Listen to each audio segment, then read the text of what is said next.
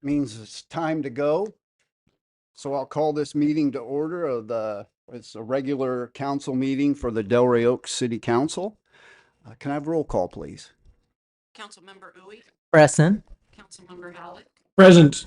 Councilmember Shirley, Councilmember Berger, Mayor Donaldson. Here. Please join me in the Pledge of Allegiance. I pledge allegiance of the United States of America and to the republic for which it stands, one nation, under God, indivisible, with liberty and justice for all. All right, next is public comment. General public comment must deal with matters subject to the jurisdiction of the city and the council that are not on the agenda. Anyone wishing to address the city council on matters not appearing on the agenda may do so now. And there will be a time limit of no more than 3 minutes per speaker. Public comments now open. Hi, Gary Krieger, Quindale. I'm trying to get one of those gadflies I always laughed at. I'm just beating the dead horse again. The other day I was coming back and making my left in the cannon, waiting to make my left in the cannon, and a young lady was walking her bike up the shoulder, and I had to yank over to the right to keep someone from wanting to blast past me. I don't know why we can't get Caltrans to put up those little white reflectors along there it's going to be a tragedy. So, I mean, I've had to do that several times now, and the people get impatient, and they're not going to get more impatient with the changes. You know how people are. They're going to be upset about any change, and when they put the new stuff in the four tag, and they're going to be frustrated and mad about it, and they're going to be they're going to pull out and they gun it, and that's what they do, and they're going to go scream down that shoulder, and they're going to hit somebody one of these days, and when they do, we'll probably get reflected then. But I'm going to keep bugging you about it because it's just an accident waiting to happen, and so avoidable. So anyway, thank you. Thank you. Hi, Hi. I'm Christine Pominski. Good evening. Last city council meeting, you guys spoke about the short-term rentals and the cap and the budget deficit. And I'm here to address that topic. I'm going to read it because I'm very nervous. No worries. Let's see. I'm here because even though we have this budget deficit, this $90,000 budget deficit, I'm asking you to not raise the cap on the short-term rentals. Instead, please consider that you raise the percentage of the TOT tax, of the TOT percent. We personally have been impacted by an STR, short-term rental, just this past month. One moved in across the street and one house down. And it's raised concern about, we're concerned about the density that might be allowed if you guys raise the cap. Because the person who bought that rental, that property, has already shown that they don't have any respect for the neighborhood. And I think that people who don't live in the neighborhood full time really don't care. They just see it as money-making opportunity.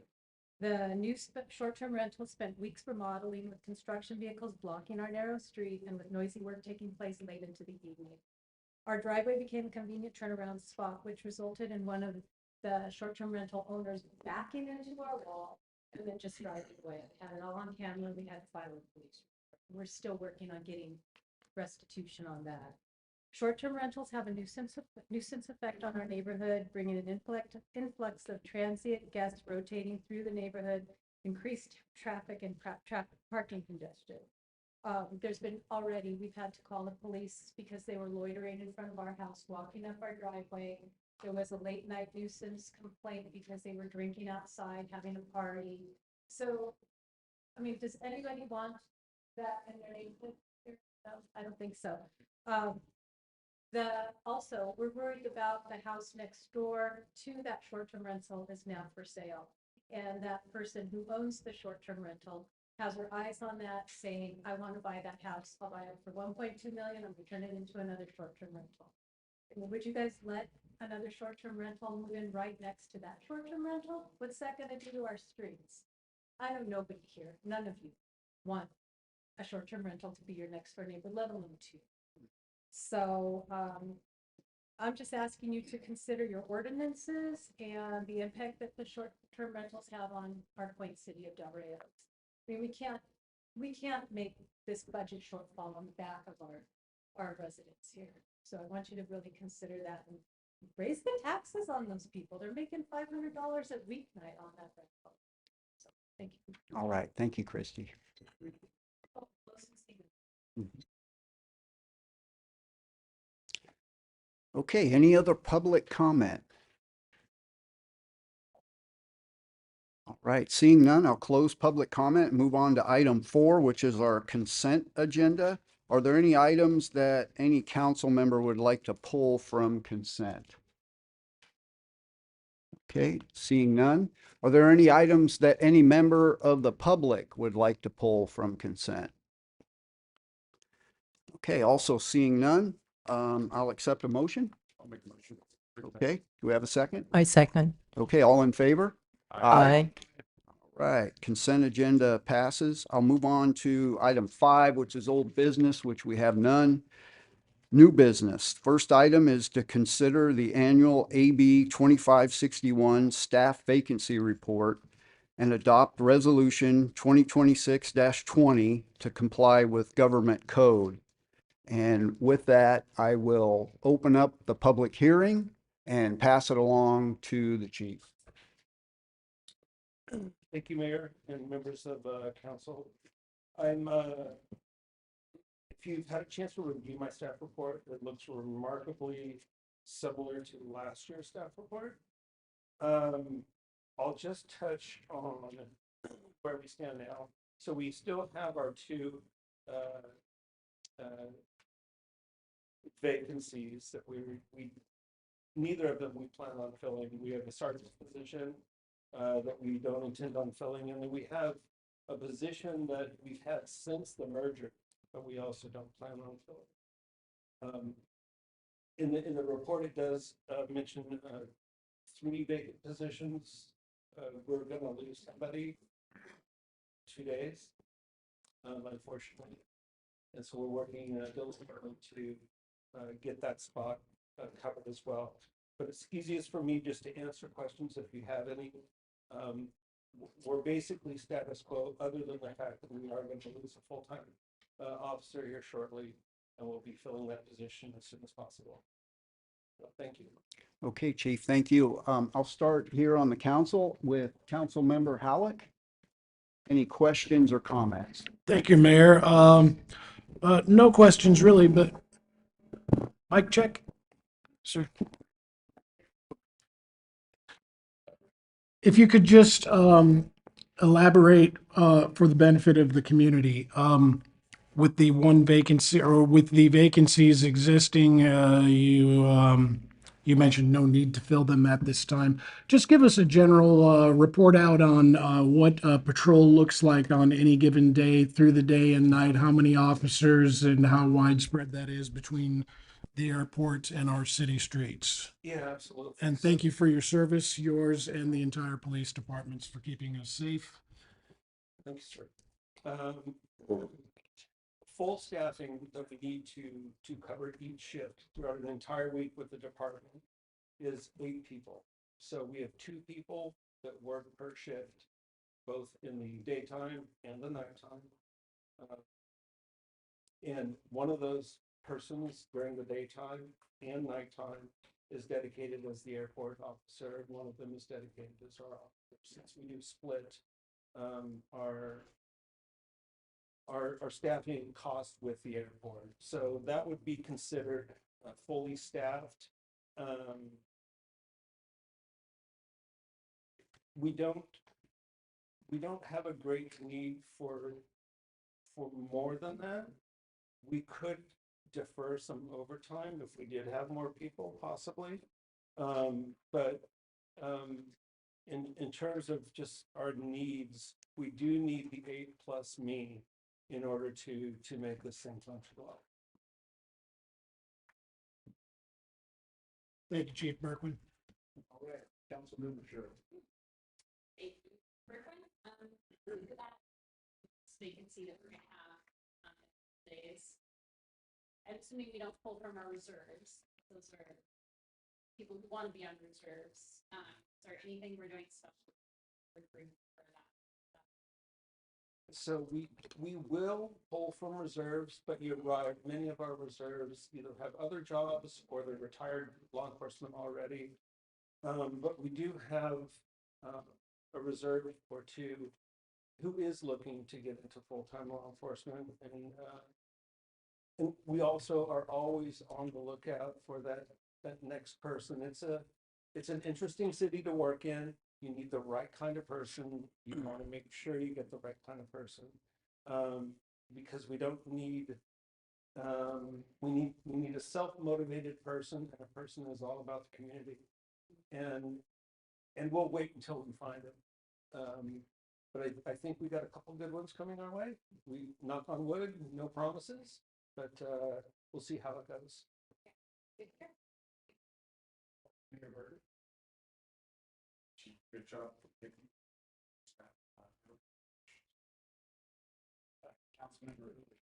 Thank you, Mr. Mayor, and thank you, Christy, for being here with us. And I would really want to retain our police officers. And I'm just wondering what specific salary or working condition changes that would make Delray Oaks very competitive with our other. Competitive. Yes, I'm just wondering. Yes.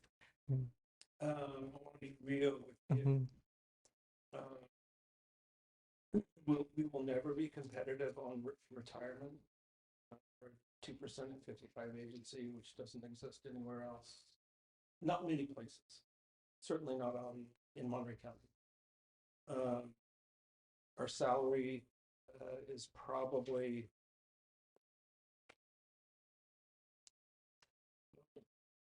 $30 to 40% less. So as a police officer, I always worked here for less money. Ever since the beginning, I made that decision.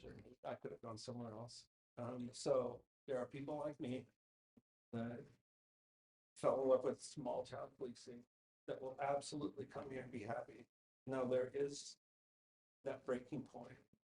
People are with families, they gotta feed, they gotta find a place to live, a house to buy, and there is that minimum we gotta keep up with. We can be last, but we can't be last by a lot. If that makes sense. So I would consider competitive, pushing up against that last that last agency. So if we could do that, it would be wonderful. Okay. But if we get in here, Okay, yeah. Thank you for really from the bottom of my hearts. I want to thank our police officers in here because I know that they join our community not for the money and because of just like teachers, it's really like public service. And I thank you. And please really convey my great thanks to the whole team for staying with us here in the city of Delray Oaks. Thank you. absolutely, council has always been so supportive of me and the department. So super important for morale. You know, nothing could be worse. I've never really had a situation where it was bad, but I could imagine going home, turning on the TV and hearing the council tell the public about how terrible you are. Never happened here since I've been here, and it's important that we do have the support of council.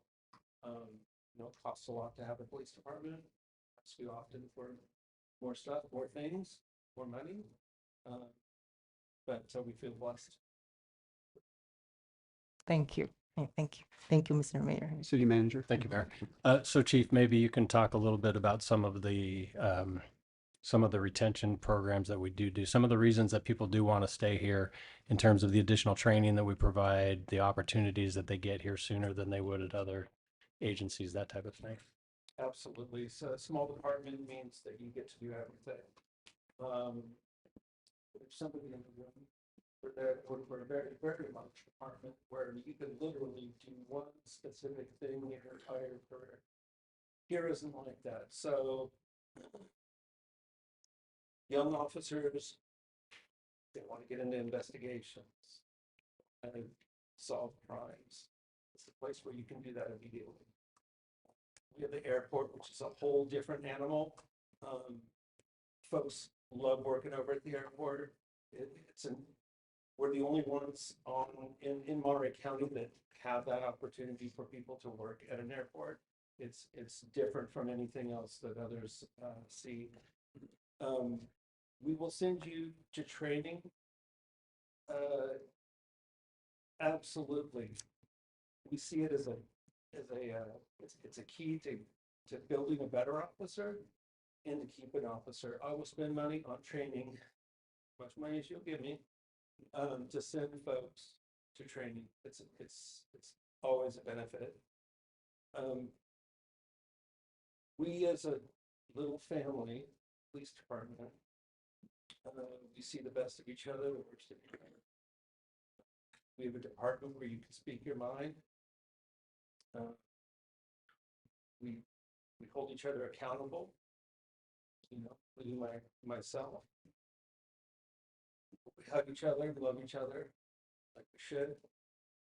And that sense of family is something that I think a small department can really provide better than larger departments. And I do think that's why people will come. They will stay. That sense of family. That's why I stay. So, Chief, in relation to other law enforcement agencies and vacancies associated with them, it seems like we're in pretty good shape here. Can you speak to that a little bit? Yeah, absolutely. We have been, I'll say, fully staffed. So we are losing an officer. So that's the first officer that we've lost since Yaneli Cuevas, and that's been 3, 4, or 5 years ago. It's a struggle with all departments on the peninsula, South County. I don't know why. It's a great job. You can realistically have a family and take care of them, support yourself. And it's a very difficult job. There are probably jobs that you can do that would be easier, but they wouldn't fulfill you like this one. So folks are always looking for the newest, best paying department. It's not a new thing. We get people come out of town. Cardinal's new commander came from Reno Police Department. So we do get new people coming in, leaving, but in terms of our department, our stability, that's remarkable, actually. It sometimes shocks me, but it is the other, you know, we let them know going in that it's going to be the best paying. It's that other stuff that we can provide that. People want to be happy at work. They really do. Got to do your job. Yes, you could get in trouble. But if you care about people coming back to work and they'll stay. So that's our method to our madness. It's working so far. But there is that tipping point where people won't come here. We don't at least push up against that realistic number, get people in the door. Yeah, and I really appreciate everything that you've done to improve that retention. And really, it's a testament to everything that you just said about the climate here within your police force. And I personally really appreciate everything that you and your officers do. I want to have a chance for the public to comment. So I'll open up public comment. Are there any public comments regarding this item? Okay, I'll bring it back to the council, and unless there are any other questions or comments, I'll accept, well, first, I will close the public hearing, and accept a motion to adopt the resolution. So moved. Okay, we I got, second. okay, got a second. All in favor? Aye. Aye. Right, motion passes. Thanks again, Chief, for everything you do. Thank you. Okay, I'll move on to the main event, which is item 6B, selection of a development partner for the former Fort Ord properties and authorization to negotiate an exclusive negotiating agreement with Shea Homes. And with that, I will pass it off first to the city manager and then to David Zender. Right. Yeah. Thank you, Mayor. So this has been a fairly long process, well, a couple months process, seems like a long time to me, of interviewing developers and working with developers in the region who we thought had the best opportunity to bring us to a development that we could actually get across the finish line and get something done. All three who put in proposals, you have their proposals in your packet. You all saw those. Any one of them could have gotten us to the finish line. Any one of them has the pedigree and the financial wherewithal and the abilities to get a development done. That's why we picked them. That's why we asked them to submit. So there is no wrong answer. This just came down to a process of looking for who we thought was the best fit for the community. So I'm going to talk a little bit more about that at the end, but I want to hand it over to David Zender from EPS, our economic development consultant, so that he can walk you through the process and all the details and what the next steps are going forward and what the nature of the recommendation is tonight. Thank you, David. All right. Thank you, John. Nice to see you, Mr. Mayor, members of the City Council. I'm going to talk to you tonight about our selection process and the conclusion that we arrived at. So first, just for the benefit of the community, I'm David Zender. I'm the managing principal with Economic and Planning Systems, EPS. I've been working on Fort Ord since about 1994. Our clients include UC Santa Cruz, cities of Marina, Seaside, Monterey, Delray Oaks, County of Monterey, as well as several private sector developers. So we've been at this for a while. We understand the lay of the land and a little bit about the politics here, as you can imagine. The best part, right? And so I want to acknowledge also the team, the city team that worked on this. So in addition to myself and John Gurdon, Alex Lorca, Denise Duffy, and Aaron Harlan also participated. And all of us came to a unanimous conclusion regarding this process. So before us today, really why we're here is a selection of a developer as a development partner for the city going forward for a number of years. So it's very important to have trust and faith in that development partner.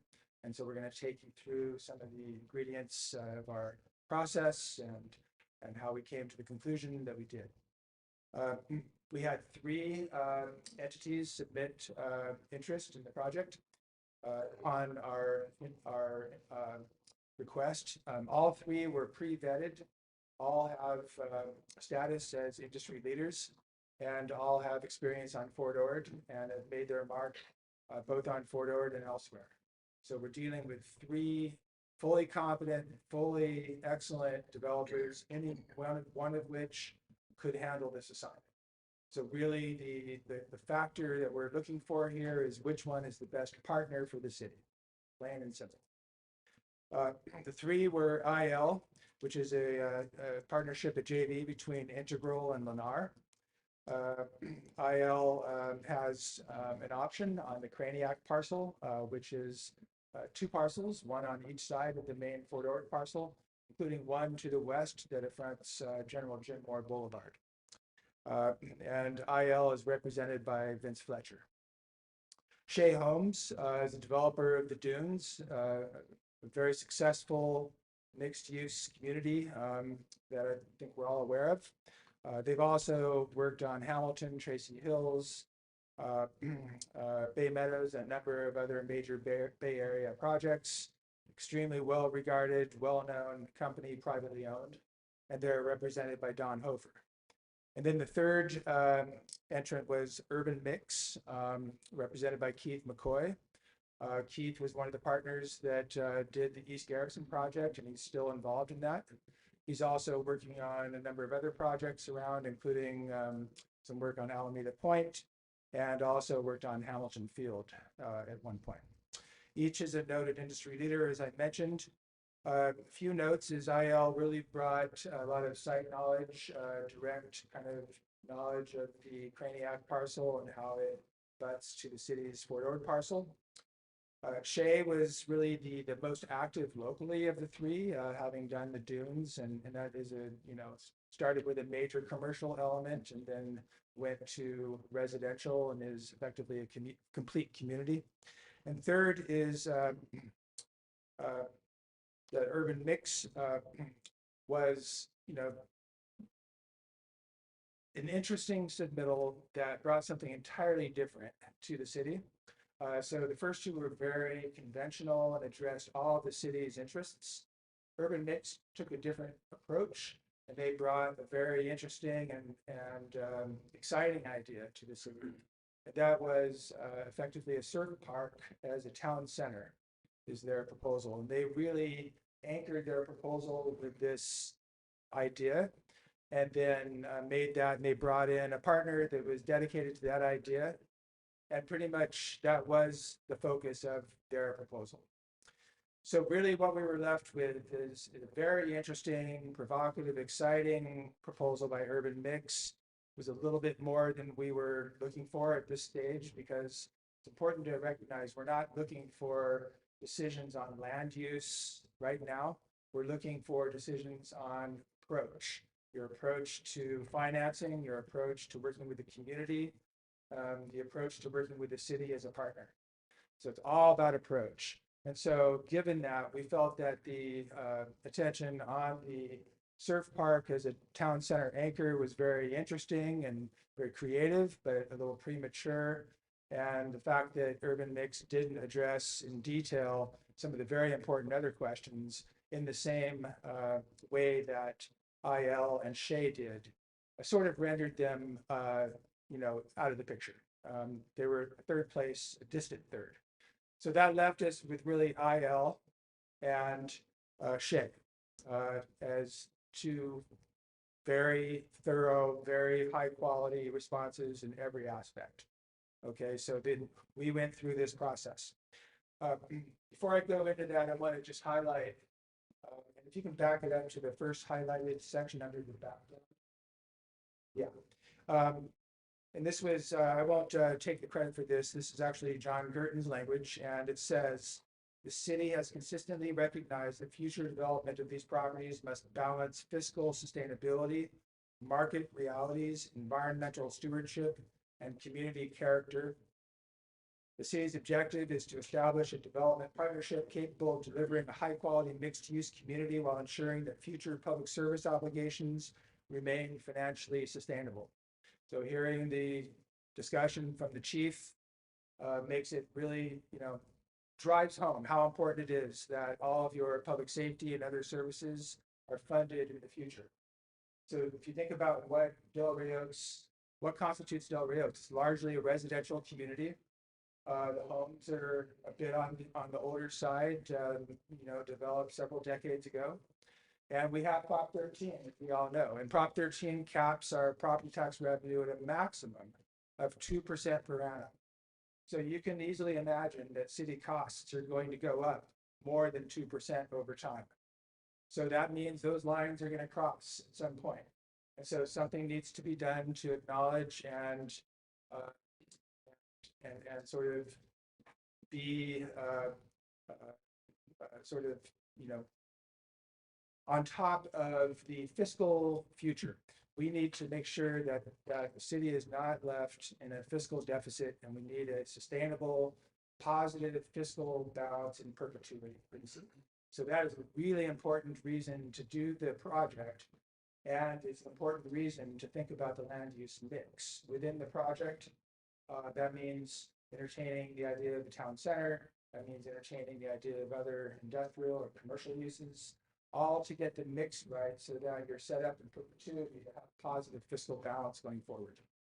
Okay, so with that said, we talk a lot about feasibility in this discussion, and we need a feasible project at the end of the day. So what does that mean? There's really for the city 3 ways this is feasibility comes into play. One is what I just spoke of, fiscal, balance, fiscal surplus in perpetuity, funding public services. Number 1. Number 2, community development and the interchange between this project and what the community sees for itself as, developing the future of the city. This will largely build out the city, and so community development is really a massive criterion. And so as the developer is selected and we begin the exclusive negotiation process, that community development conversation will be front and center, and there will be many opportunities to get engaged with the city and the developer to talk about the residential, non-residential, and all other aspects of development. So those opportunities are going to be, really important and very sort of, instrumental to getting this right. The third piece of this is fair market value. Simply stated, the city is selling a piece of land, and we need to get fair market value for it. How do we get a reasonable fair market value? Well, that means working with the development entity that's chosen to reduce development hurdles, to make development go as smoothly and as streamlined as possible. So you're taking costs off the table, and every cost is removed from the process, goes to the bottom line, and is shared between the developer and the city. So there's an alignment of interest here to get this project right, make it as streamlined, logical, and all those good things. All right. So with that, let's go to the second page. Yes. So what are the evaluation criteria that we used in this process? There were 3 majors. The first that you can see up here is funding sources and financial capacity. Okay. Second is planning and community development approach. And third is public-private partnership approach, and that's the relationship with the city. So under financial capacity, we're looking at things like access to short and long-term capital, development underwriting capabilities, and a number of other considerations, including understanding of development costs and market constraints. So all of those factors are really critical. Under planning and community development approach, and I want to emphasize the word approach here. We're talking about, what is the understanding of market conditions? How will developers sort of evaluate the situation and determine what a reasonable mix of development is, and how long will that take? How are we going to integrate with surrounding development patterns, both on-site and off, and a number of other issues. And then finally, the public-private partnership piece is really about, working with the city to understand the city's concerns, and then being sophisticated and having the resources and effectively moving forward to adapt to the city's wish list and to make sure that all of those feasibility items can be checked off that we talked about. Community development, access to capital, all these things. We want to make sure that we've got a partner here that is in it for the long haul and is a real partner at the city's side going forward. All right. So with that,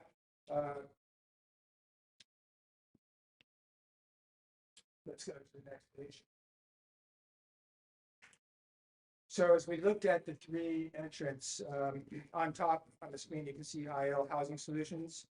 IL provided, had a number of strengths. Among those were very well developed residential planning concepts, as well as strategic control of the adjacent property. So those were 2 very important aspects. Going down to urban mix, let's scroll down a little bit there. Really what they brought was a creative economic development vision. It was kind of knocked us out of our chair, but you know, it was an interesting and compelling idea. And you know, the potential for visitor serving revenue. It is true that that retail development that is oriented to only locals can struggle. So if you attach a regional aspect to your retail outlet, then you get better market support. Urban Mix took that and ran with it. They created basically a regional destination use that would serve as the town center for Delray Oaks, then have neighborhoods around the periphery. Really interesting idea, but we didn't get really the meat and potatoes that we were looking for from all the other elements of the proposal. And that really specific land use proposal was way ahead of its time. Effectively, that's not what we're looking for at this stage. So back to Shea Homes.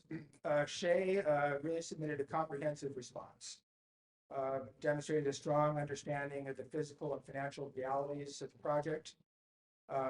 They're privately owned. They're very well capitalized. They have a very streamlined process for accessing that capital and a very positive track record for obtaining that capital upon recommending those actions to the family. So Shea is really demonstrated the ability to do those things, as well as really had a good handle on infrastructure and site development challenges. Clearly they've succeeded locally here with the dunes in terms of a large-scale master planned community, and I think that community has performed well and been a benefit to the larger community. And then finally, really just demonstrated a very willing and sort of a deep interest in working with the city to take on these issues and work through them together. And we got a very strong signal from Shea that they would be an excellent partner. So as we went through the process, and the process was a rigorous, it was very detailed and robust. We had a lot of very detailed questions that we threw at every developer. After we received these submittals, which were all very well done, particular IL and Shea were, neck and neck initially with the proposals, high level of quality there.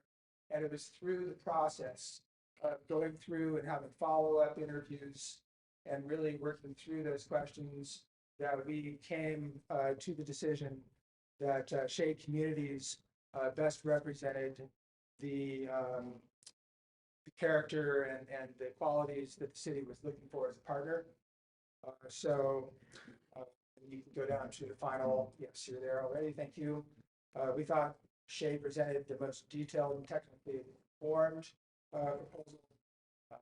They have all the financial capacity pieces. The public-private partnership is very strong. So the staff, or the city team, I should say, we felt they offered the strongest overall development partnership opportunity, and they are our recommendation to the city council going forward. And so again, this is simply a recommendation to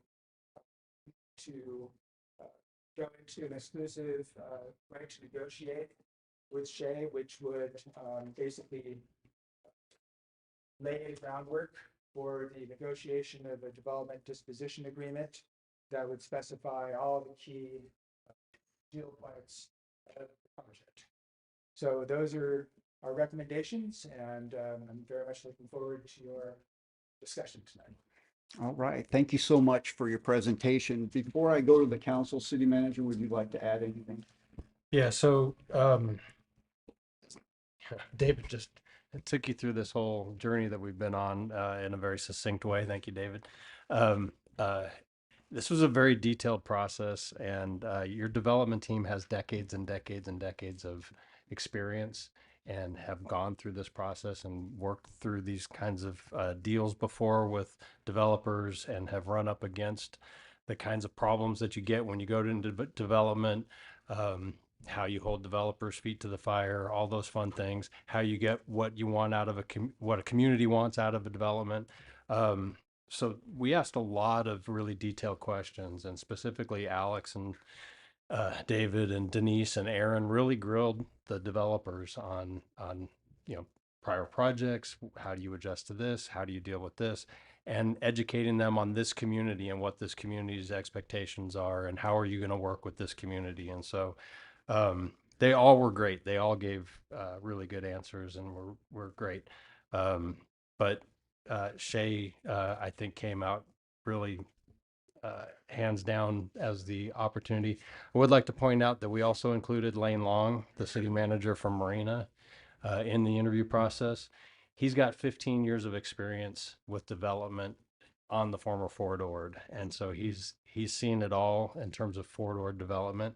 Our parcel's a little different. We have unexploded ordnance to a degree that nobody else has dealt with. There are some warts on our parcel that aren't on the parcels that he's developed, but he's really kind of seen it all. He's really built a community. John, you own property out there. We all go out there and we do our shopping out there and stuff. And those developers, that development, and Lane and that city have worked with the developers to build that vision and expand their community in a thoughtful way. And so that's what we were looking for. And so that's, I think, what we recommended to you all as the best opportunity for that. For the community who's listening, there's a lot of opportunities going forward for the community to have input in this process. The ENA does not lock us into development. It does not lock you all into agreeing to develop. That if you direct us to go forward with negotiating with Shay, it doesn't give them any right to development. It's just think of it like a courtship. So we're not getting engaged. We're not getting married. We're just agreeing to go steady. and then as we get through the process, if we get past that, then we're going to get engaged, and then we're going to get married, and then we can talk about naming the kids. But we're not there yet. We're just going steady. And so that's where you really learn about each other, and that's where you learn about the relationship. You learn about the parcel. You learn about what's possible, what's feasible in your future life together. And so that's where we are currently. And as you all know, anybody who's been through the courtship process and been through the engagement process, your family has a lot of opportunity for input before you ever say I do. So we have this ENA process, which will be a protracted process. It'll be minimum of a year, probably more like a year and a half. It's a complicated parcel. That's for the developer to do their due diligence, for us to do our due diligence of them, for us to talk about what are the components we want to see in development. And then at the end, hopefully we have a development and disposition agreement, and then a development agreement. The community will have many, many, many opportunities to come and give input through that process, and what would we like to see. So this is just the start. So with that, we're available for questions. All right. Thanks, City Manager. I really appreciate the analogy on the relationship, because I think it helps folks put it into context. So I appreciate that. All right. I'll start with Councilmember Howlett. Thank you, Mayor. So admittedly, just the mere mention of a surf park really fired up my healthy case of Peter Pan syndrome. But once I came out of the water and dried off and continued to realize in prudence what's best for the city, and I thank you for your presentation today, Mr. Zender, and you adding to it, City Manager Gerton. Thanks for the work of City Attorney Lorca, City Manager Gerton, yourself, Mr. Zender, and the aforementioned Denise Duffy and Associates, and Mr. Lane from Marina for providing his assistance and very learned experience. One thing not mentioned is that the entire city council did receive an individual briefing with Mr. Zender and our city manager as to the three possibilities. And just as in-depth a presentation as we received tonight. So I'm glad that the community was able to receive the same. And all in all, not much more to say. You really covered all the bases and checked all the boxes. And I would like to join the aforementioned team in its unanimity in an agreement that this is the best selection for the city moving forward and provides the greatest sense of structuring a community and a fiscally sustainable horizon. And so I do therefore support recommendation of staff and the proposed ERN or ENA Choose Your Act. Right. Thank you. Thank you. Councilmember Shirley. Mayor. Thank you, David Zephyr, you, Team Metricker, team. I do appreciate the information you provided in the packet. Happy that the decision was unanimous. It makes me feel better moving forward, and I had questions earlier, and thankfully everyone answered them. And so I don't have any questions this time, but thank you for being very detailed. Right. Vice Mayor Berger.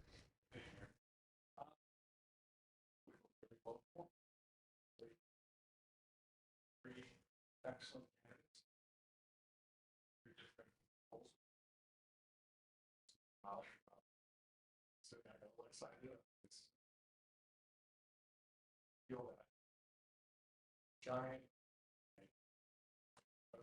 sense and slow whatever.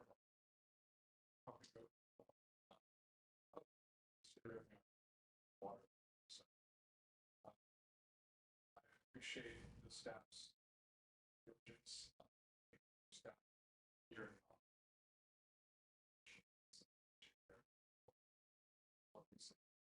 Scenes. Feel well informed. Also, I'm sorry. I think it's really important to know that we decide whatever is best for the city is best for us. Except of course, it's important that we aren't here for interest, long-term survival purpose. This is why it's so important.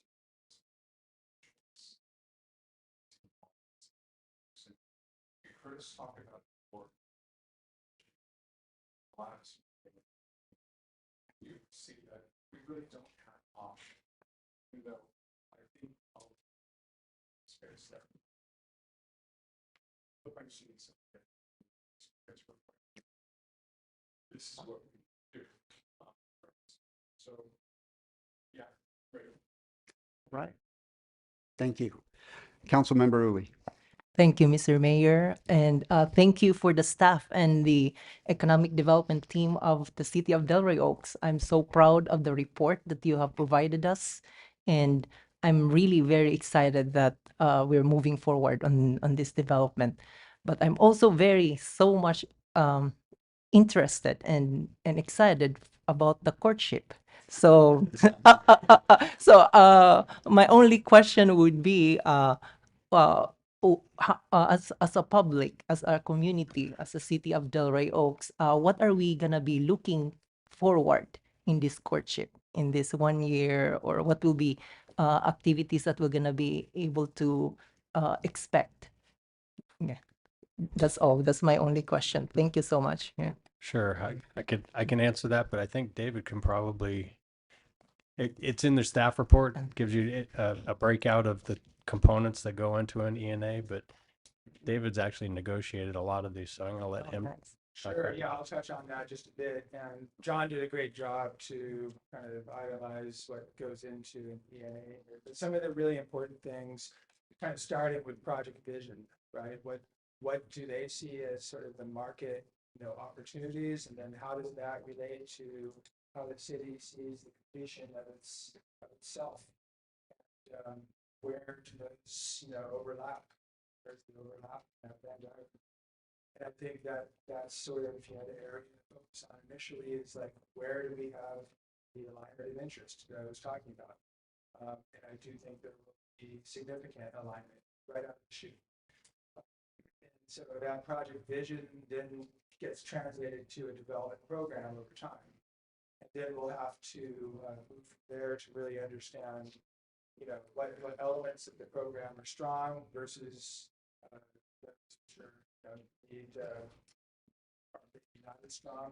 And then we think about how does that translate to the development strategy, including how the land is taken down. So there will be in all likelihood a phased takedown of land. Very few developers take the whole thing at once because the carry cost of that is extraordinary. So you have to do due diligence and kind of figure out where you're going with the project with the community support. Then you're taking down the appropriate land, then you're building the appropriate infrastructure. So how all these things are conceived of and paid for, rolled out over time, and then is part of that process. And then another really important aspect is the developer pro forma in terms of spelling out the projection for the project. And, this is where we talk about what the land is worth, and that's back and forth negotiation, plain and simple. Other aspects of the ENA would include city cost reimbursement. So while all this is going on, people like Alex and myself and Denise Duffy that are participating in the review and discussion of all those planning items are reimbursed by the developer who puts down a deposit at the beginning of the period. And once that deposit gets to about some percentage complete, then we talk about renewing the deposit and so forth and so on. So those are all sort of elements that go into it, and yeah, I think that's pretty much it. Yeah. Thank you so much, David. And I just hope and pray that we're gonna have a sweet and pleasant courtship, and this would lead to a honeymoon phase. Yeah. Thank you, Mr. Mayor. All right, thank you.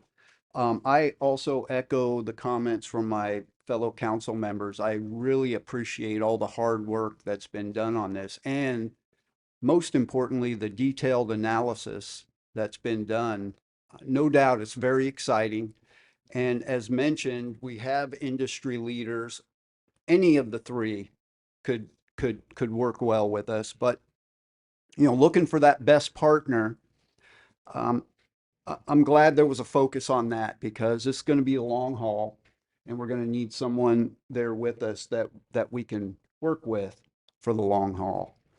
I'm always concerned about financials, and this is probably a best question for the city manager, but realizing that our property comes with unique challenges out there that is going to require some costs that maybe don't exist in other type of projects.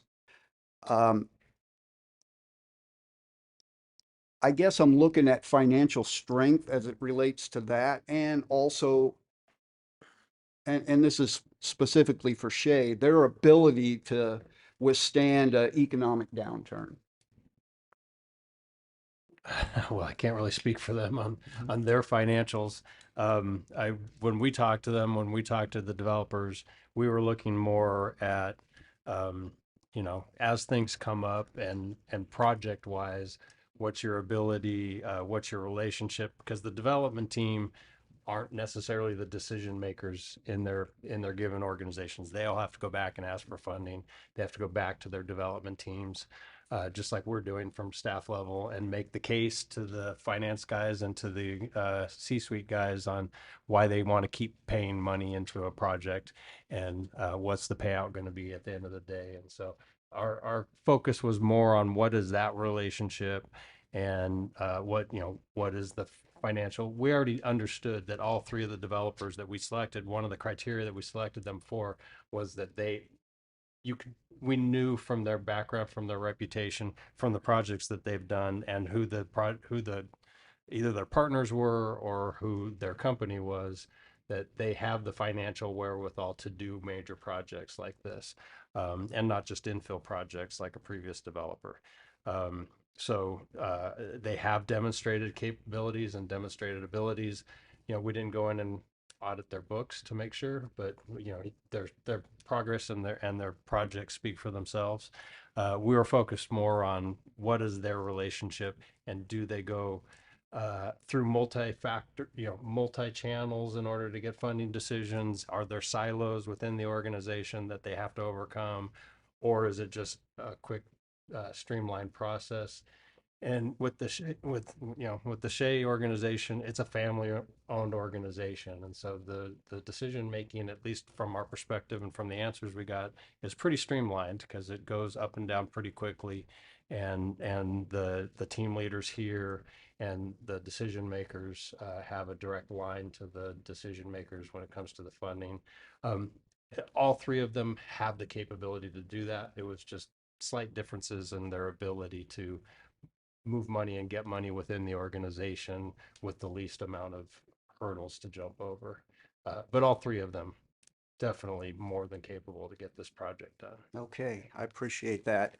And then the other question I had, are there any other significant projects that Shay may have that would, I don't know, pull attention away from what we're trying to do? In other words, if we're gonna date, you know, I wanna make sure that I get the attention, the city gets it, the attention that it needs. Right. Yeah. Well, again, I mean, that's a gut call. I'm not intimately involved, and we ask questions similar to that, but we're not intimately aware of what every company's project portfolio looks like and what they have out there. All developers have a portfolio of speculative projects that they have out there and parcels out there that they're looking to build on, and active projects, and they're always keeping things going. So I'm sure there's always a give and take on what's where resources go. And but this is a unique parcel. This is a unique opportunity. And Shay, again, all three of them, I think this was an important opportunity for all three of them. All three of them, this would have been a primary project for any of them. Shay's demonstrated in the region that they are a regional player in this region and that they have a footprint here. Mr. Hofer has actually bought into the community and bought one of his homes that he built and lives in Marina. So yeah, I think that this is going to be a focus for them. All right, thank you. Okay, I'm going to take it out to the public. Are there any public questions or comments? Now would be your opportunity.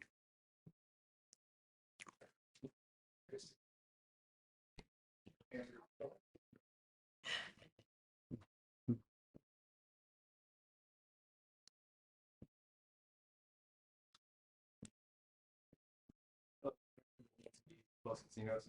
I have one question. Is the revenue just from the sale and then taxes after it's developed and the developer owns the property, or how's that work? It's not really a time to ask those, but will you touch on that real Sure. quick, John? Yeah. So all of that there, well, theoretically, there will be a land value and purchase price for the land. It's a complicated parcel, so we don't know what that looks like. That's what the ENA process is. And we'll have to factor in additional costs like figuring out environmental concerns and studies on environmental considerations, things like that, bringing utilities out. All of that gets factored in. And then, as David mentioned, they do a pro forma, and that is where we figure out things like land and purchase sale, thing like that. So that's an opportunity. Taxes are another revenue source for the city. That's really for sustainability of service and maintaining service level, because why as a community would you want to expand the size of your community and grow your community if you can't sustain the current level of services, better yet improve the level of services that you currently have? So at the very least, taxes, you know, we used to have redevelopment, and redevelopment would provide tax increment funding and things like that to help bring in utilities and infrastructure and that kind of stuff, and you could offset those costs with that. We don't have that anymore, so we have new taxes like enhanced infrastructure financing district, things like that can help so that the city doesn't have to put up the upfront costs, or the developer doesn't have to put up all the upfront costs. And then a community facilities district, you'll hear us talk a lot in the coming months about CFDs. That's to provide with Prop 13 and the way property taxes work. Originally, property taxes would fund all of the services, everything that we all do up here, your police department, your fire department, the roads. But that tax structure does not keep up with inflation and keep up with costs. And so we need to come up with additional ways to do that. So it's either through economic development and through sales tax and TOT and things like that. And this parcel doesn't really have the ability to provide all of that amount of economic development and sales tax and TOT to offset the reduction in property tax, because eventually property tax doesn't keep up with the costs. So Community Facilities District helps bridge that gap. And so that's an additional partial tax on the parcel.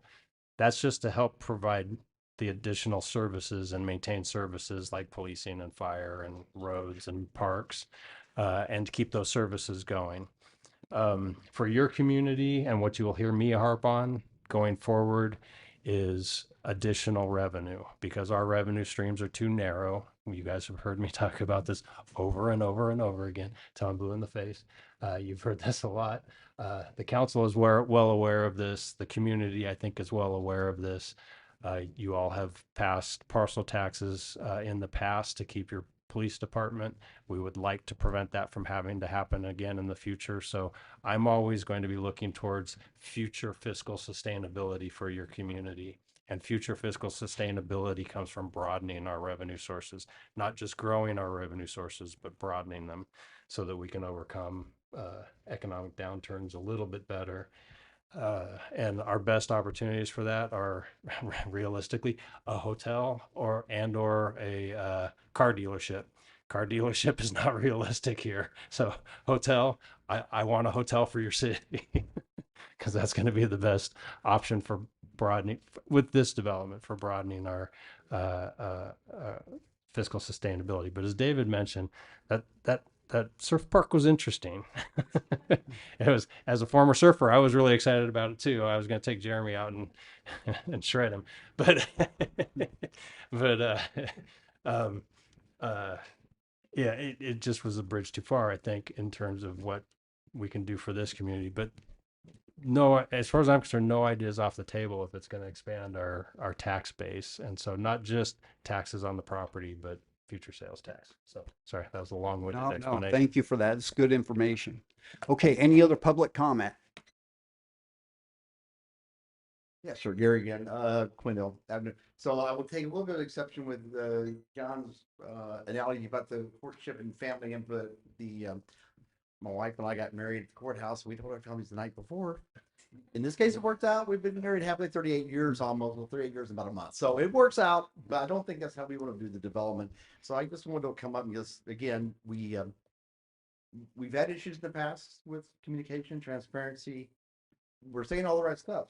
Community, expectations, community development, community, reaching out and talking. We're saying all the right words. And I just want to really just encourage you to keep that front and center and really make it happen. The sooner you get buy-in from the public, the smoother this whole thing is going to go, whether it's, a year or 5 years from now. And that's the way to get buy-in, is let people know what you're doing and what we're doing, what the vision is. And as soon as you can, as those opportunities arise, look for them, sooner than later. And that's how you're going to avoid all the last minute, like, well, I don't want that. And people come out of the woodwork, we're going to have enough of that. And hopefully that will be transparent. We know we got issues with water potentially. You're going to have, animals and plants out there that are probably on an endangered list. There's going to be all that stuff that they know they have to deal with. And, just be honest about it to people. But the sooner you get people involved, the more they'll get on board and get excited about it, and the less hassle we'll have and the less cancel we'll have with someone pop up their head down the road and going, oh, no, we don't like that. So look for those chances, get us involved. There's a lot of, like you hear me say all the time, a lot of smart people in Delray Oaks. Get them involved. There's some good ideas out there. Thank you. Thank you.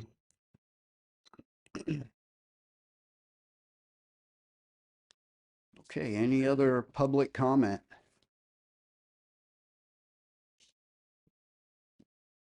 We don't have any. Okay. Okay, so Mayor, we did get one letter that was forwarded to us and asked to read into the record, so I'll read that. My name is John Gagliotti. I'm a former vice mayor of Delray Oaks, a former member of the Fort Ord Reuse Authority Board, and a former chair of the Delray Oaks Planning Commission. I am here tonight in strong support of staff's recommendation to accept the results of the city developer selection process, authorize staff to begin negotiations for an exclusive negotiating agreement, and return to this council with a proposed ENA for future consideration.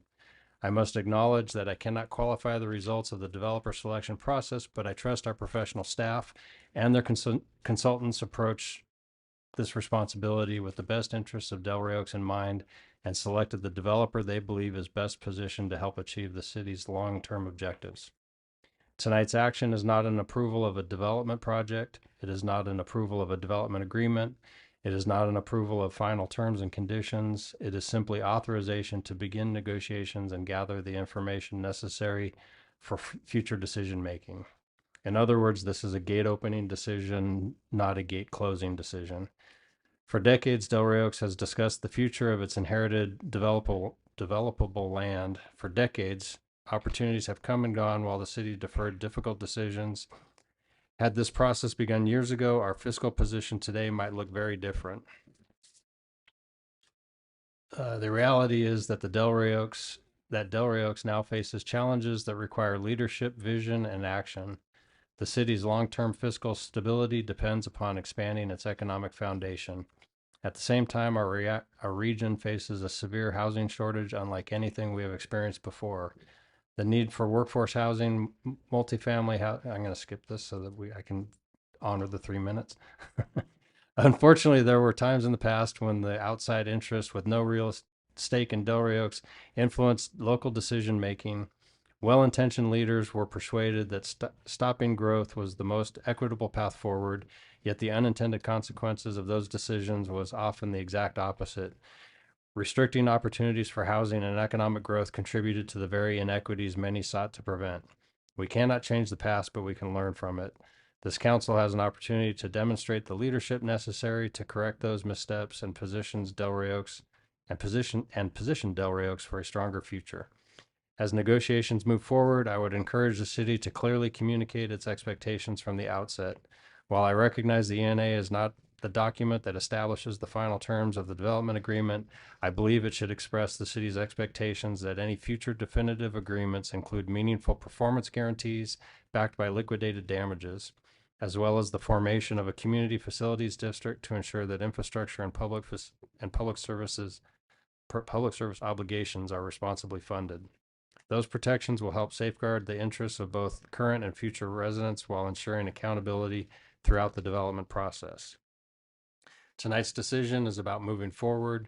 It is about gathering facts, negotiating from a position of strength, and preserving options for the community. Most importantly, it is about taking the first steps in a process that should have begun long ago. I respectfully urge the council to support staff's recommendation and continue moving Delray Oaks toward a more stable, prosperous, and sustainable future. Thank you. All right, thank you. Okay, one last chance at public comment. All right, seeing none, I'll bring it back to the council. Any last minute comments, questions from the council? Yes.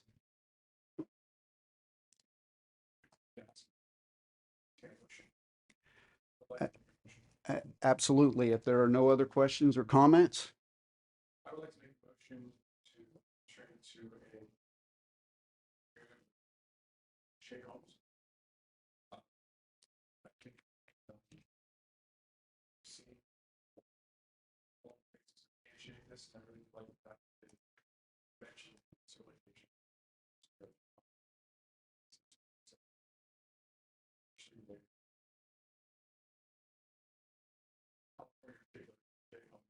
Well, as well.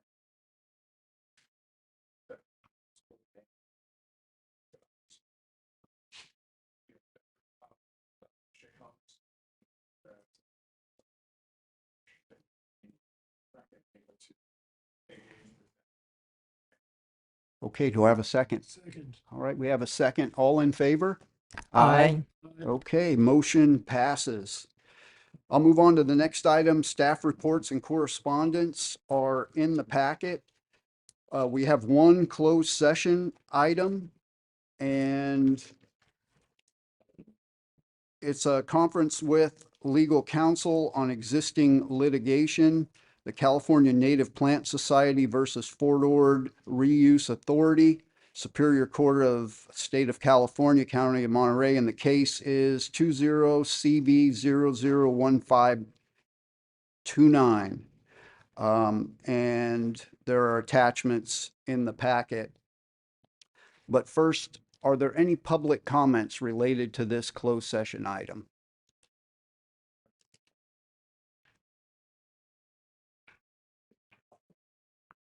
Beth Kelly, 1003 Portola Drive.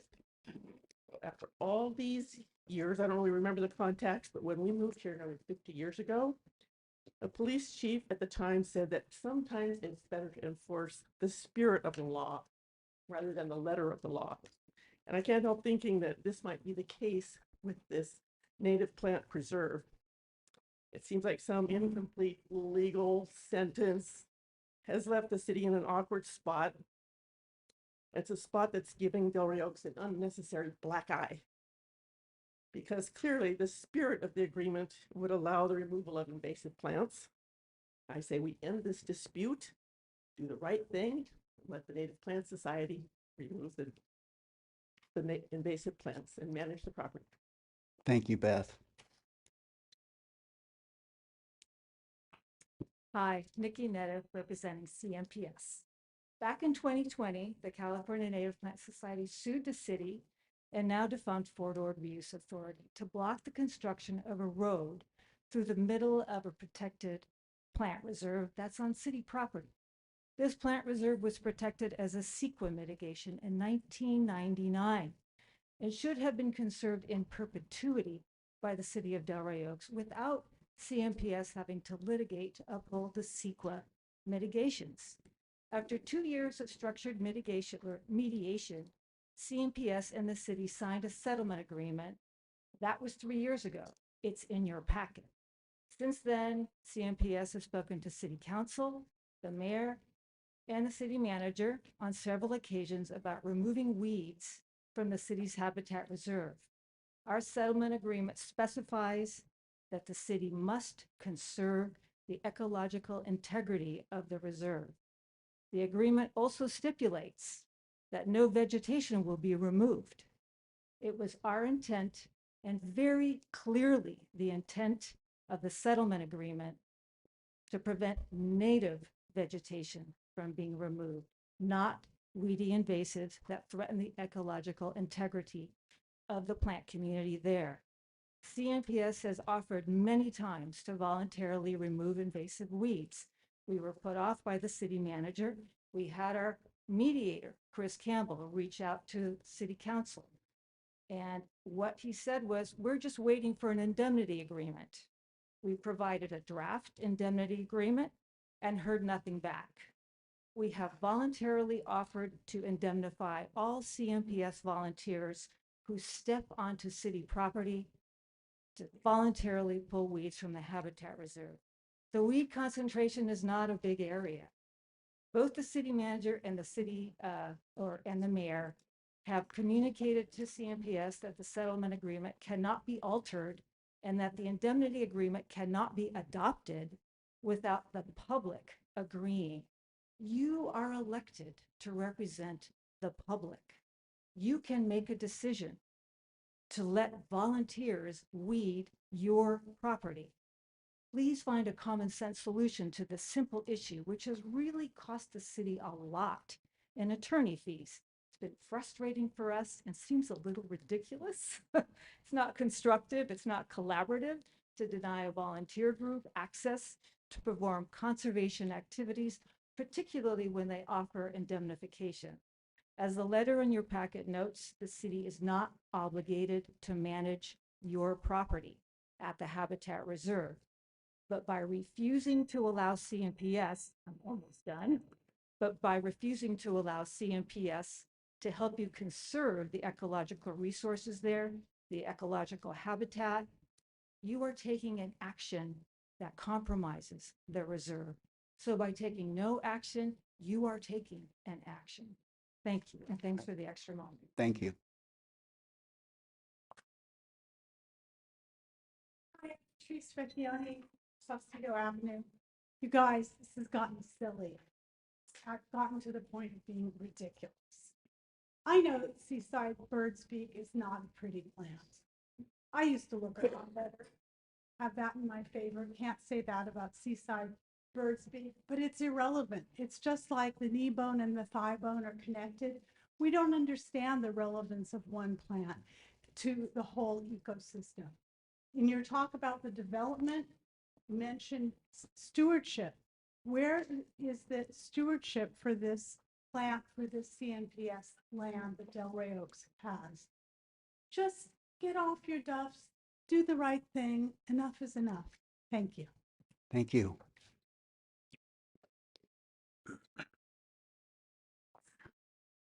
Good evening, Mr. Mayor, council members. My name is Brian Leneve. I'm past president of the California Native Plant Society. I've been involved in the leadership of California Native Plant Society Monterey Bay chapter for probably over 30 years. And as a result, I've been involved in this particular piece of property for almost 30 years. And quite frankly, it's ridiculous that we're both still here talking about this plant reserve. It's ridiculous that we spend our time and our money talking about this plant reserve. Let's get together, let's get it amended, let's work together, make something happy. Let's make something that we can both be proud of, something that at some point in time in the future, we can drive by there and say, geez, I helped preserve a piece of maritime chaparral. The city council, you really should consider everything and let's get this thing done because I'm really tired of talking about it. Thank you. Okay, any other public comments? All right, seeing none, I will close public comment.